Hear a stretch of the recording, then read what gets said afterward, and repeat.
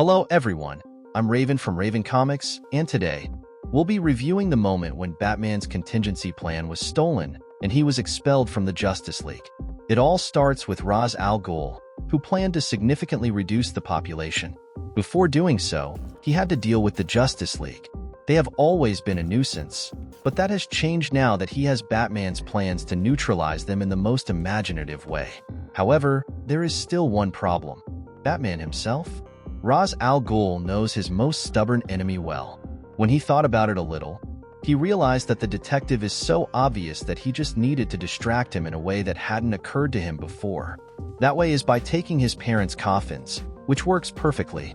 Batman, instead of finding out what was happening with the League members, decides to investigate what happened with the coffins, thus reaching Ra's al Ghul, who tortures him even more by slowly lowering them until they are incinerated.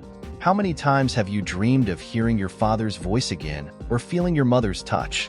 This is when Batman reacts and realizes that they were used as bait. Ra's shows him some red kryptonite so that Batman understands what he has done. The Bat immediately escapes to communicate with Superman. No matter where he is, he has to escape before it is too late. But all the time he spent looking for his parents had consequences. The damage is already done because Superman and the rest of the League have already been neutralized. That's why they wanted to distract him. All those plans were his. He was the one who caused all this. What plans were they?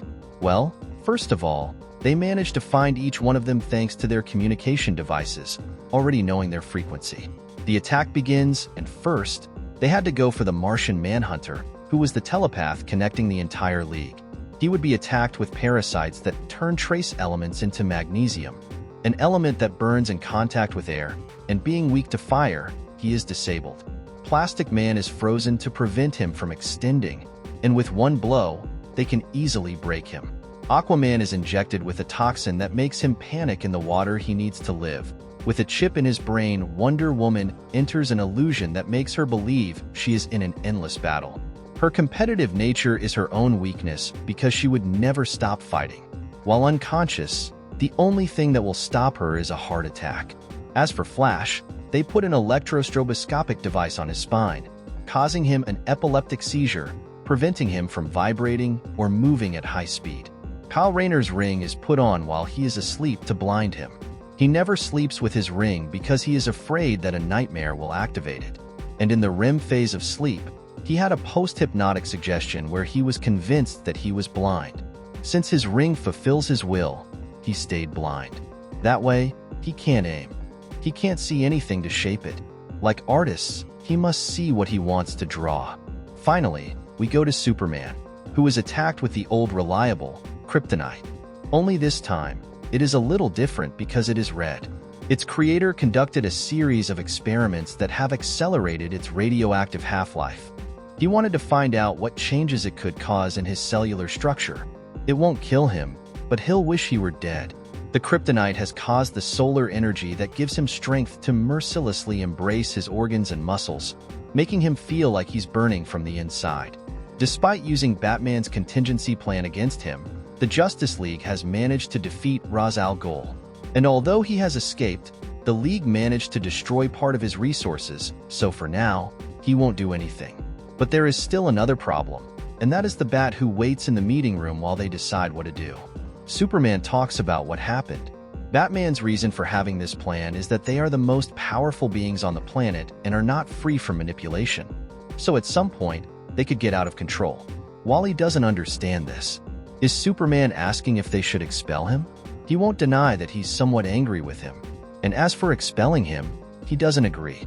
Lastly, he is not one to argue whether Batman should have a plan to neutralize him, so he votes no. For the Martian Manhunter, the plans don't matter. He talks about someone who claims to be one of them, but secretly investigates them. And that's because he is afraid, even he is afraid.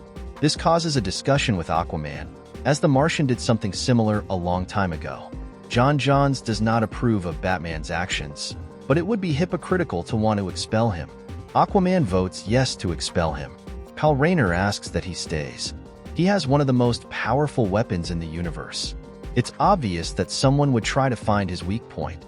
Wonder Woman doesn't trust someone who studies their weaknesses. It's true that Batman never wanted them to be used that way, but he could have told them of their existence. She could never fight confidently with someone so secretive. Her vote is obvious. Plastic Man only remembers how they froze and broke him with that. He has enough to say yes. Leaving it this way, 3 against 3. Green Lantern, Flash, and Martian Manhunter against Aquaman, Wonder Woman, and Plastic Man. Finally, Superman has the deciding vote. He is more than a friend and knows very well what he will tell him. He has to tell him immediately. Knowing what he was going to decide was correct because when the Man of Steel was about to give him the news, Batman had already left the premises. He knew what his friend was going to say. What do you think about Batman's plan? Do you think he is right and should have a plan?